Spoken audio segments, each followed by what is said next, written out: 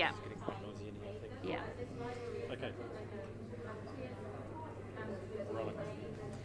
So Simon, how did that compare to other England-France games that you've presided over? Yeah, we're right up there, wasn't it? It was thoroughly enjoyable and not nerve-wracking at all. Yeah, it was great, wasn't it? They're the games you want to play in, and we knew what was coming, and France never disappoint you. So it was a great game of rugby, a real tough game of rugby, worthy of a World Cup. And what do you think were the keys to victory for England? I think to be honest, managing the game in the last 10 minutes was a big part of what we did. We should have been more clinical. We needed to be more clinical with the chances we had. We created some great stuff. We had a fantastic first half. Our pressure game was terrific, and but we just didn't take our chances. And against a great side like France, if you don't take your chances, it'll come back to bite you, and it very nearly did. And when we got into that pressure situation at the end, where it sort of turned on its head a little bit, the pressure, I thought we managed the game really well. So that was, that was a really important part for us, and that's a huge learning for us. And you were dominant on the possession, the territory. You were up around 70% on both, which obviously made things difficult for France to play their game. Yeah, absolutely. We knew how we wanted to play the game, and tactically we played it, really well. And as I say, we created lots of chances. We just didn't take the chances. But at the same time, France defended fantastically well. They're probably the best defensive side in the world, I would say. And I'd include us probably in that as well. We threw everything at them tonight, and they were terrific. And obviously they lost a couple of key players, and I really hope they're okay. Sanson and manager, the competition needs players of that calibre in it. So touch wood, they'll be okay. But it shows the resolve of the France side that they absorbed that, and it showed the quality of their side that they absorbed that, and and then still got themselves in a position at the end where they could have won the game. And there was almost 1,000 metres in kicking from your side. Was that a tactic that you had to kind of keep France back? Yeah. We didn't want France to come into our pressure zones. But they're going to do it at some point, and they did, and they executed well. They did, and the game's about pressure, and pressure's dictated by field position. Well, it certainly is in my book. And so a large part of what we do is try to keep the pressure off us and keep it on the opposition. And and there was a lot of kick battles out there, and I think that's part of the game. The last 10 minutes that we managed really well, where it would have been very easy to go away from it, and a couple of times we did, and France were really clinical and got the ball back off us and put us back under pressure. So there's learnings there for us.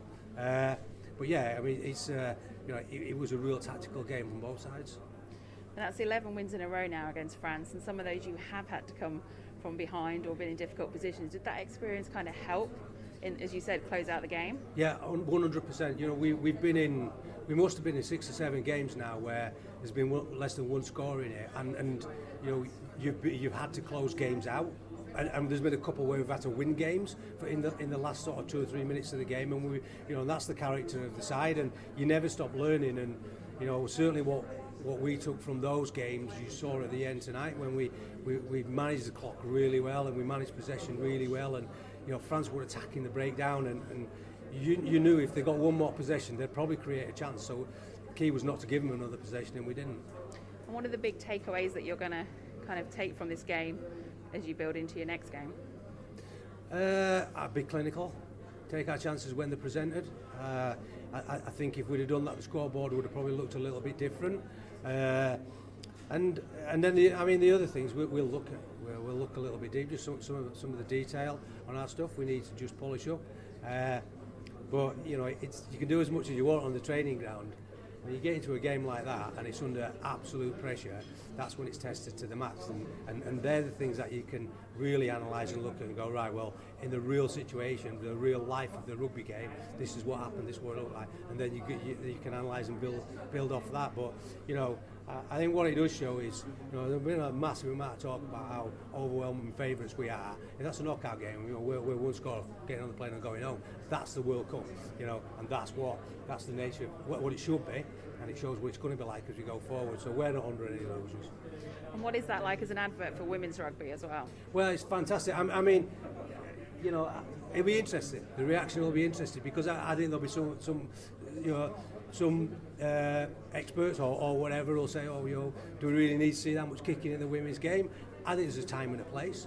I think what you have to respect is two sets of athletes going at it, hammer and tong, and playing their trade and their craft to the best of their ability. And sometimes it looks like that. And you know, that's a test match. That's a proper test match. And sometimes it'll look different, and sometimes it'll look like it did today. And you know, we're just thrilled we came out on the right end of it. And a word on your captain, Sarah Hunter, as she equals Rocky Clark's record as the most capped player in women's rugby. Yeah, you know, and to be honest, I'm going to follow the lead that we've done all week and the lead that Sarah wanted to take in, which is, you know, today was not about her. Sarah didn't come here to equal records; she came here to break records like we want to do. And you know, the next time she takes the field, we'll go to town on that because it's quite exceptional. But she's an exceptional person. So we'll hang back on that one. We've got a bit planned for that. All right, it's great. Thanks, Simon. Pleasure. Cheers guys.